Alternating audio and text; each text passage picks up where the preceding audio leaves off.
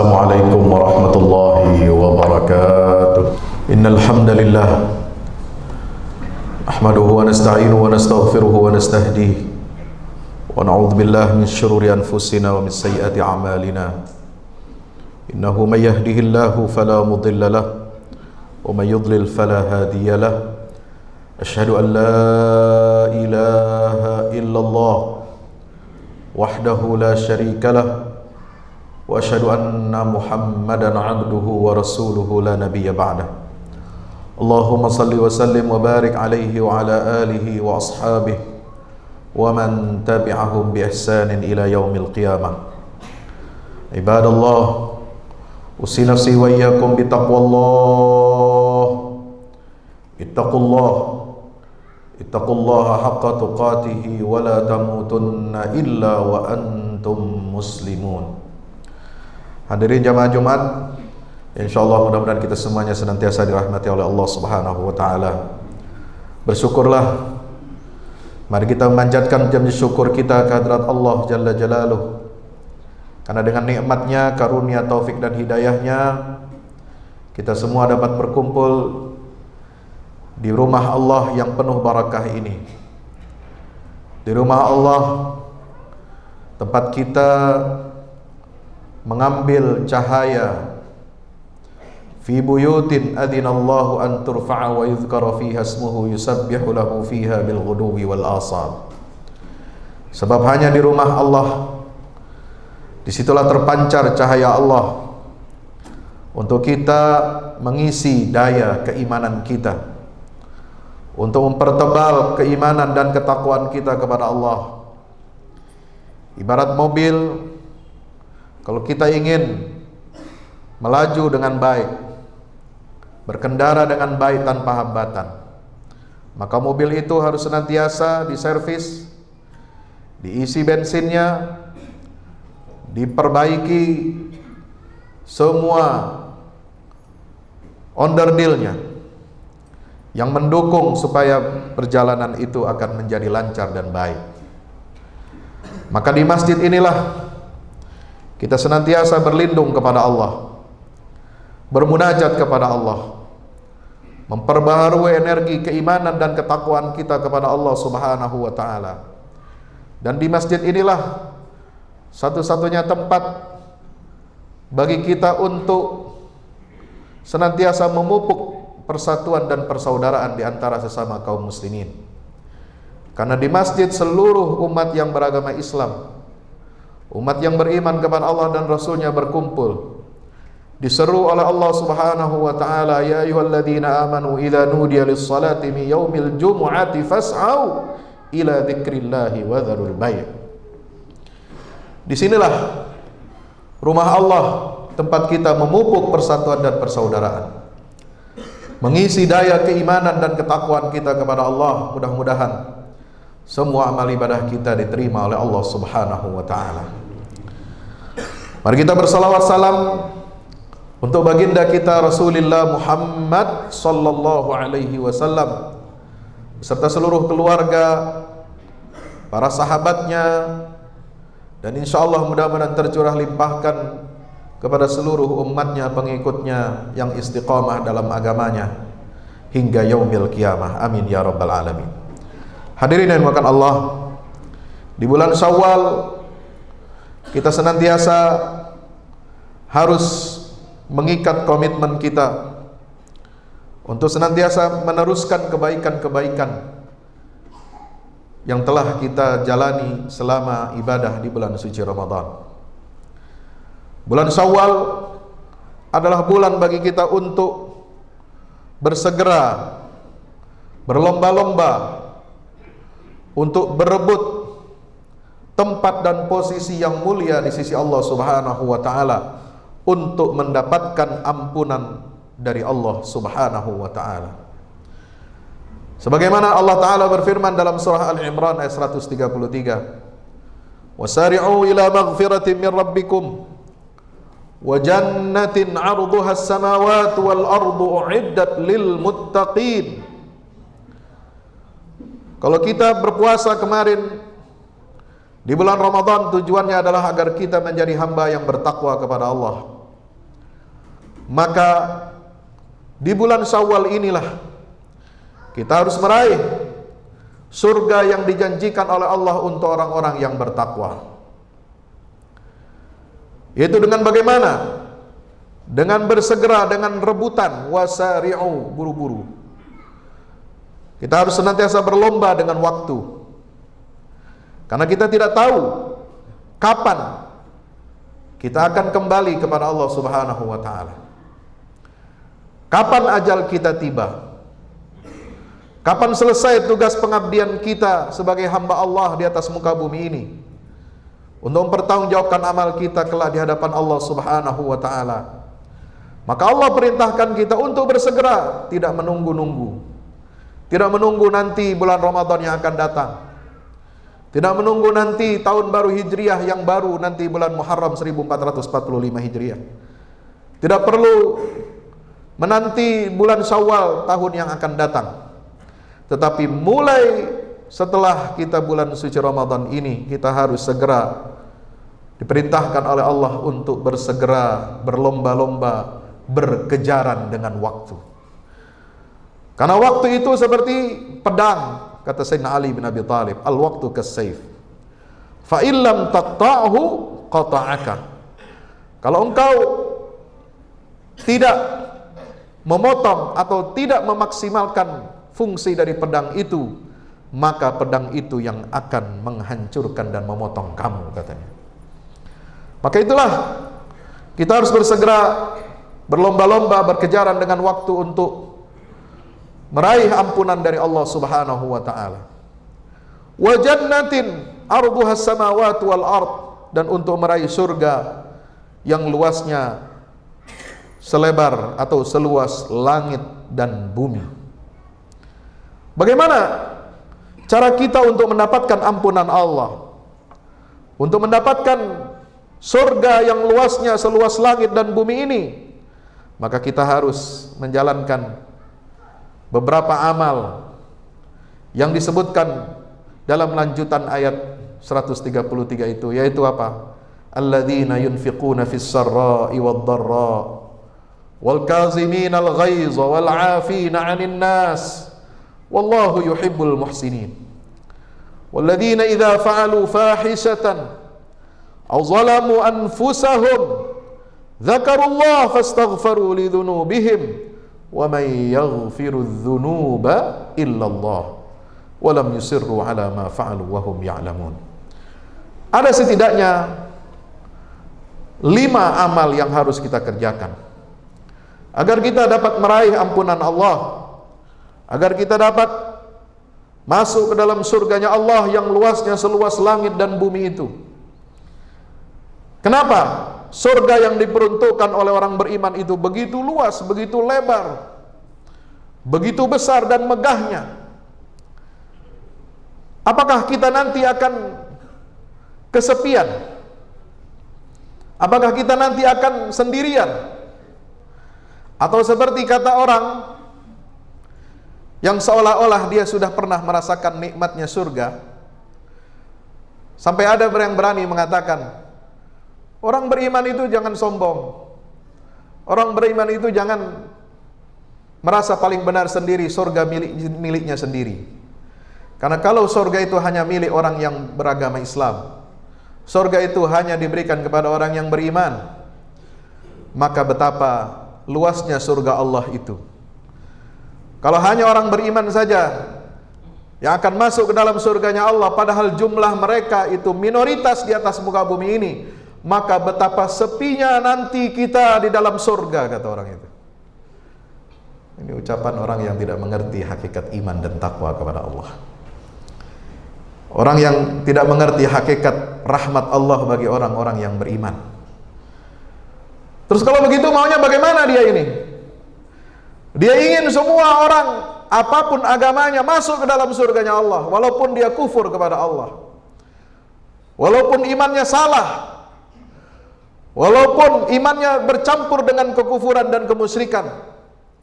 Semua apapun agamanya, selama mereka mengakui ada keberadaan Tuhan, maka mereka semua itu katanya berhak untuk masuk ke dalam surganya Allah. Sampai ada orang yang menulis buku dan ahli kitab pun masuk surga.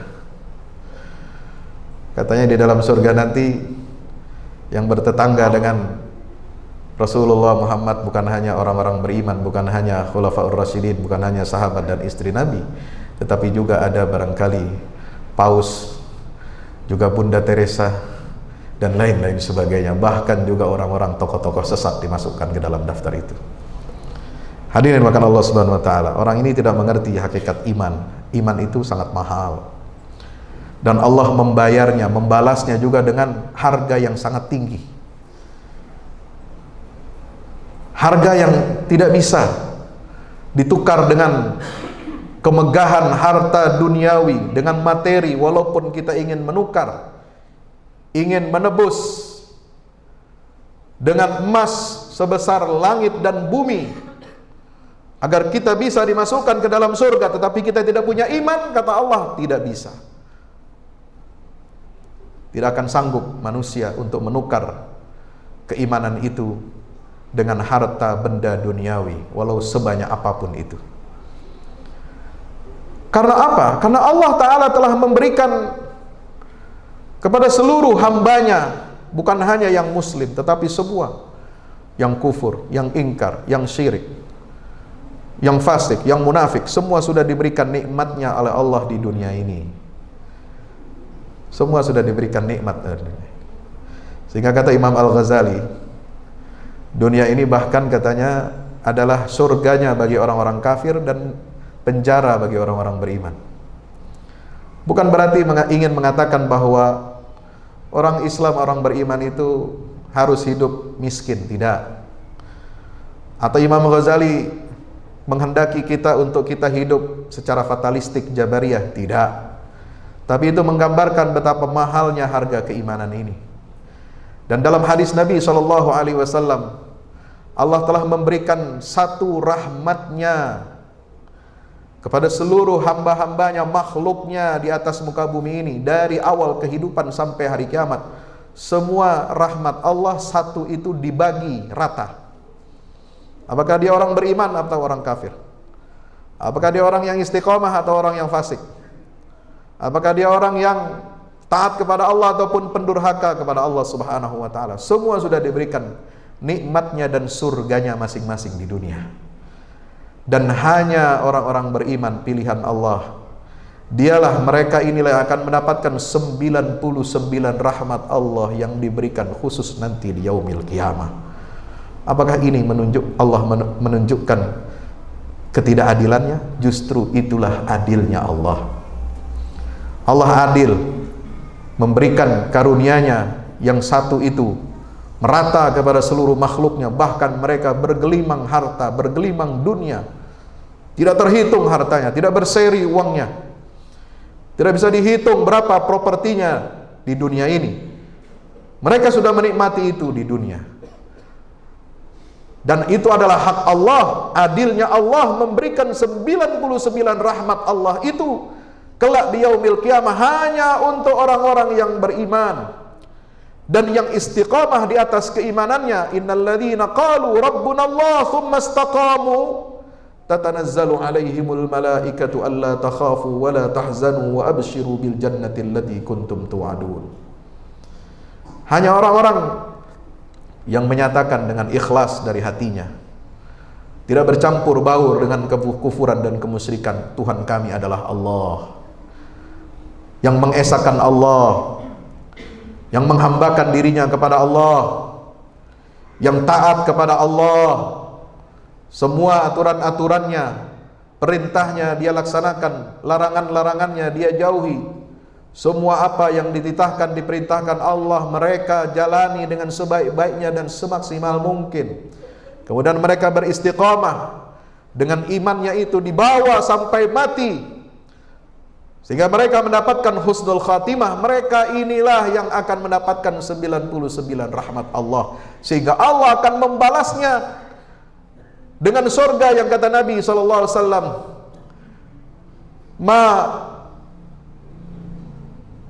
tidak pernah mata melihat kenikmatan seperti itu, Tidak pernah telinga mendengarkan kehebatan nikmat seperti itu. Bahkan tidak terlintas dalam satu benak pun ada kenikmatan yang lebih indah daripada kenikmatan hidup di dalam surganya Allah Subhanahu wa ta'ala. Dan ini hanya untuk orang-orang yang beriman, orang-orang yang bertakwa kepada Allah. Mereka yang bagaimana?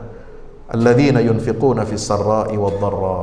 Mereka yang senantiasa menginfakkan hartanya baik dalam keadaan lapang maupun sempit. Dalam keadaan senang maupun susah dia terus berinfak. Dalam keadaan lapang dia berinfak dengan semampunya. Apa yang dia bisa berikan dia infakkan di jalan Allah. Termasuk juga orang yang tidak punya, orang tidak mampu. Dia bisa berinfak sekecil apapun yang dia miliki. Dia gunakan itu semua niat karena Allah untuk membantu sesama, untuk menolong sesama. Inilah ciri hamba yang bertakwa yang akan meraih ampunan dan surga dari Allah Subhanahu wa ta'ala. Tentu setelah mereka memiliki prasyarat utama, yaitu apa? Keimanan dan ketakwaan kepada Allah Subhanahu wa ta'ala. Dan ketakwaan mereka itu diwujudkan dengan apa? Dengan rajin berinfak di jalan Allah, baik dalam keadaan lapang maupun dalam keadaan susah. Kita akan lihat nanti ujiannya ketika sebentar lagi kita akan merayakan Idul Adha. Berapa banyak orang yang mampu kerja kantoran, gaji tetap bulanan, ada tunjangan ini itu, bonus, tetapi dia tidak sanggup untuk berkurban di hari raya Idul Adha. Dia memiliki tabungan, dia memiliki makanan setiap hari, tapi dia enggan untuk beribadah kurban. Tapi justru ada orang yang susah, orang yang kerjanya harian, digaji harian, dia bisa menyisihkan hartanya selama 1 tahun, dia tabung hanya untuk bisa berkurban. Hadirin ma'asyiral muslimin rahmat Allah Subhanahu wa ta'ala. Yang kedua adalah al-kazimin al-ghaiz, senantiasa mengendalikan amarahnya. Orang yang bertakwa adalah orang yang mampu dan pandai mengendalikan amarahnya. Orang yang senantiasa menyadari bahwa amarah itu adalah sifatnya setan. Maka Allah Subhanahu wa ta'ala memberikan satu panduan, wa idza ma ghadibu hum yaghfirun, agar orang-orang beriman ini tidak suka melampiaskan kemarahannya. Dan kalau kita marah, segera kita harus memaafkan orang yang memicu kita marah. Itulah ciri orang-orang yang beriman, wa idza ma ghadibu hum yaghfirun. Kalau kita ingat puasa, ada orang menantang kita, ada orang mencela kita, mencaci maki kita, maka Nabi SAW mengatakan, falyaqul inni mru'un sha'im, katakanlah bahwa aku orang yang sedang berpuasa. Artinya orang beriman ini apa? Orang yang tidak suka marah-marah, orang yang bisa mengendalikan emosinya, orang yang bisa mengendalikan lisannya. Karena biasanya orang kalau sudah marah, sudah melewati batas ambang kemarahannya, maka dia akan mengeluarkan kata-kata yang kotor, kata-kata yang keji, dan setan akan terus mengipas-ngipasnya sampai dia melakukan perbuatan mungkar, mungkin bisa memukul, mungkin bisa menyakiti, bahkan bisa membunuh orang itu. Hadirin yang dimuliakan Allah Subhanahu wa ta'ala. Maka itu penting kita untuk mengendalikan amarah kita. Penting kita untuk hidup penuh dengan apa? Rasa maaf. Maka itu yang ketiga, Allah memberikan sifat orang-orang yang bertakwa ini apa? Wal 'afina 'anil nas. Dia suka memberikan maaf, memaafkan kesalahan orang lain. Tidak ada manusia hidup di dunia ini yang tidak pernah berbuat kesalahan.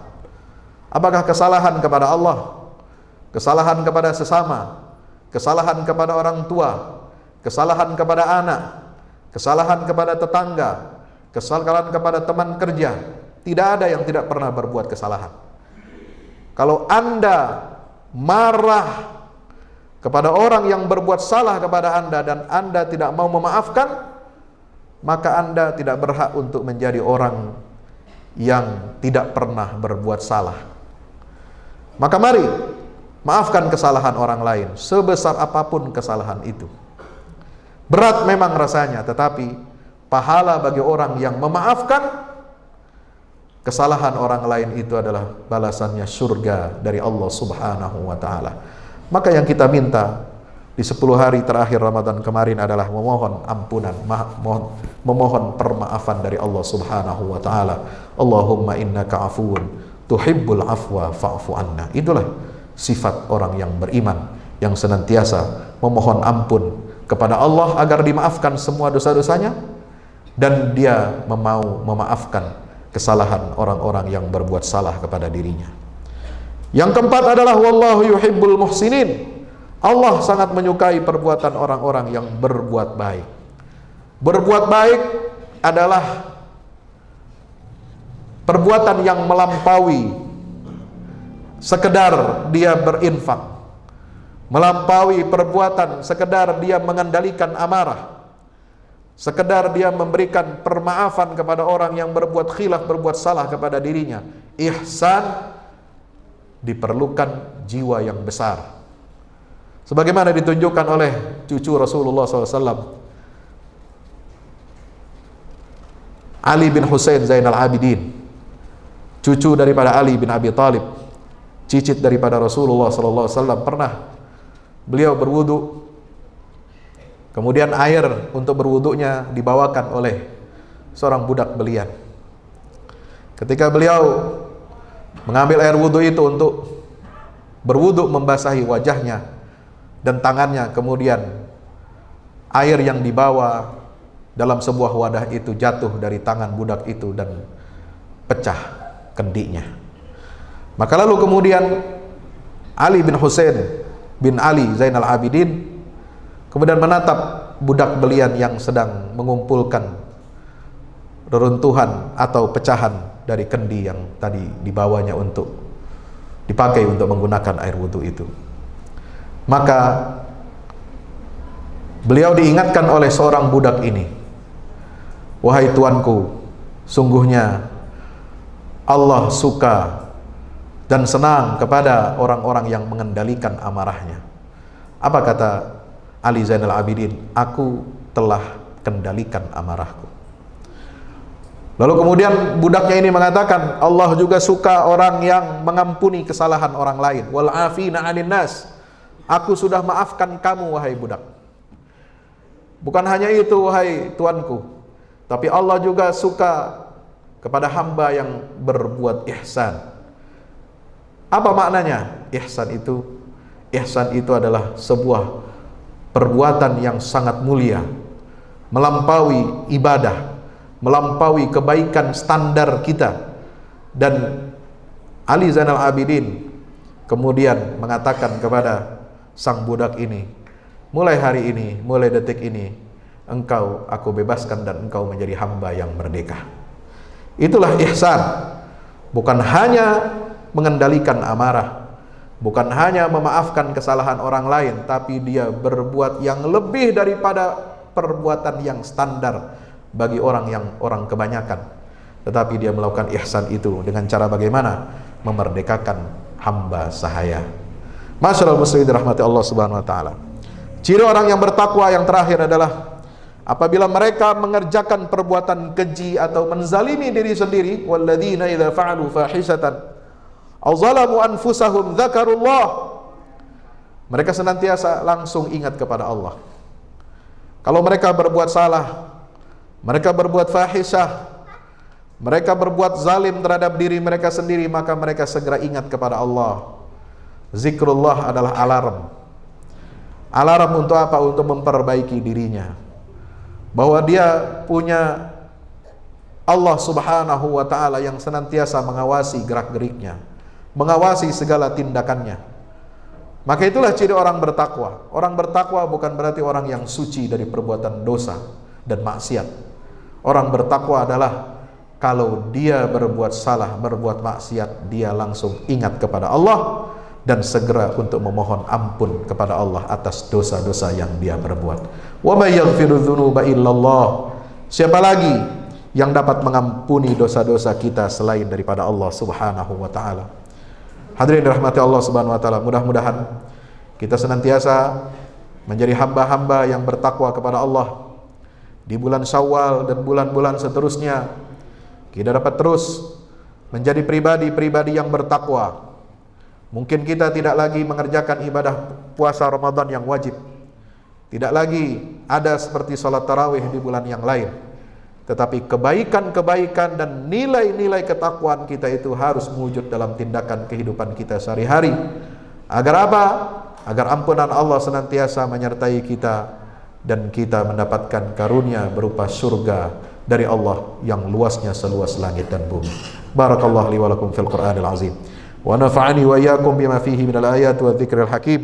Aqulu qawli hadza fastaghfiru innahu huwal ghafurur rahim. Alhamdulillahi wahdahu sadaqa wa'dah wa nasara 'abdahu wa 'azza jundahu wa hazama al-ahzaba wahdah. Asyhadu an la ilaha illallah wahdahu la syarika lahu wa asyhadu anna Muhammadan 'abduhu wa rasuluhu la nabiyya ba'dah. Allahumma salli wa sallim wa barik ala nabiyyina Muhammad wa ala alihi wa ashabihi wa man tabi'ahum bi ihsan ila yaumil qiyamah. Usi nafsi wa iyyakum bi taqwallah. Ittaqullaha haqqa tuqatih wa la tamutunna illa wa antum muslimun. Wa alamu anna Allaha amarakum bi amrin bala fi bi nafsihi wa thanna bi malaikatil musabbihati bi qudsih fa qala ta'ala inna Allaha wa malaikatahu yusalluna 'alan nabi ya ayyuhalladzina amanu sallu 'alaihi wa sallimu taslima. Allahumma salli ala Muhammad wa ala ali Muhammad kama sallaita ala Ibrahim wa ala ali Ibrahim fil alamin innaka Hamidum Majid. Wardallahum an sadatina arba'atil khulafa'ir rasyidin Abi Bakr wa Umar wa Uthman wa Ali wa an sairis sahabati wat tabi'in wa man tabi'ahum bi ihsan ila yaumiddin wa alaina ma'ahum bi rahmatika ya arhamar rahimin. Allahumma ighfir lil muslimin wal muslimat wal mu'minin wal mu'minat al ahya'i minhum wal amwat innaka sami'un qaribun mujibud da'awat. Allahumma ansur al islam wa 'izzal muslimin wa 'ali bi fadlika kalimatil haqqi ila yaumiddin. Allahumma ansur man nasara ad-din wa khudhul man khadhala al muslimin. Allahumma arina al haqqa haqqan warzuqna ittiba'ah wa arina al batila batilan warzuqna ijtinabah. Rabbana la tu'akhidhna in nasina wa akhtana. Rabbana wa la tahmil 'alaina isran kama hamaltu 'ala alladhina min qablina. Rabbana wa la tuhammilna ma la taqata lana bih. Wa'fu 'anna waghfir lana warhamna anta maulana fansurna 'alal qaumil kafirin. Fansurna 'alal qaumil zalimin. Fansurna 'alal qaumil kafirin. Fansurna 'alal qaumil munafiqin. Rabbana atina min ladunka rahmah wa hayyi lana min amrina rashada. Rabbana atina fid dunya hasanah wa fil akhirati hasanatan wa qina 'adzaban nar. Wa sallallahu ala nabiyyina Muhammadin wa ala alihi wa sahbihi wasallam. Walhamdulillahi rabbil alamin wa aqimis shalah.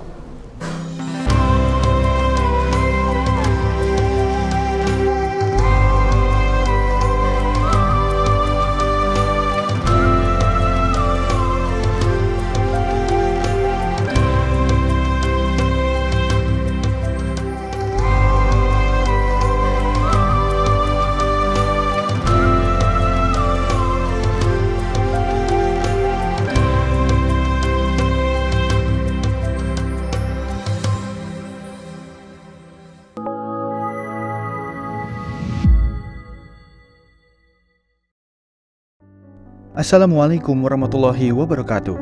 Di zaman dan era global yang semakin menuntut kita untuk terus bergerak, ada kebutuhan yang senantiasa harus kita penuhi dalam kehidupan kita. Zaman di mana segala kebutuhan terasa sangat mendesak. Salah satunya adalah kebutuhan sarana dakwah Al-Quran sebagai pusat peradaban.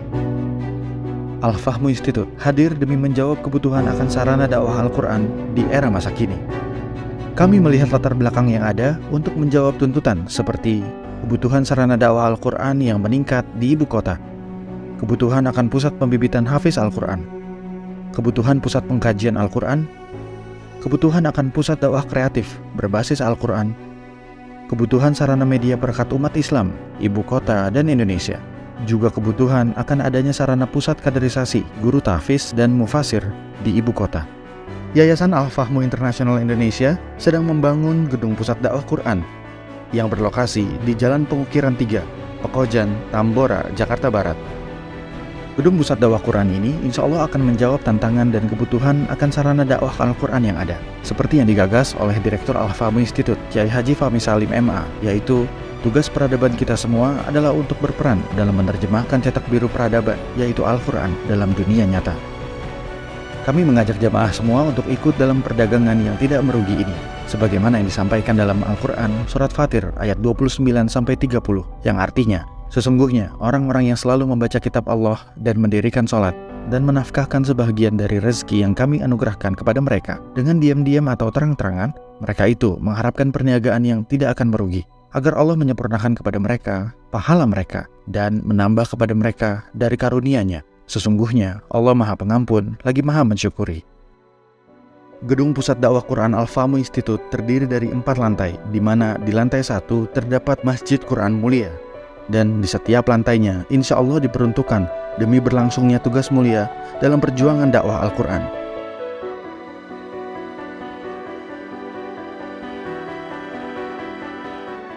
Berikut adalah rencana anggaran biaya yang dibutuhkan dalam pembangunan Gedung Pusat Dakwah Quran.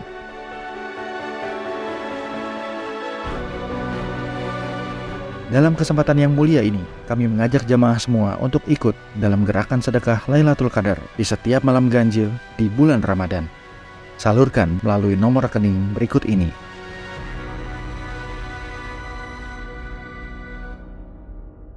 Al-Fahmu Institute, bahagiakan Indonesia dengan dakwah Quran.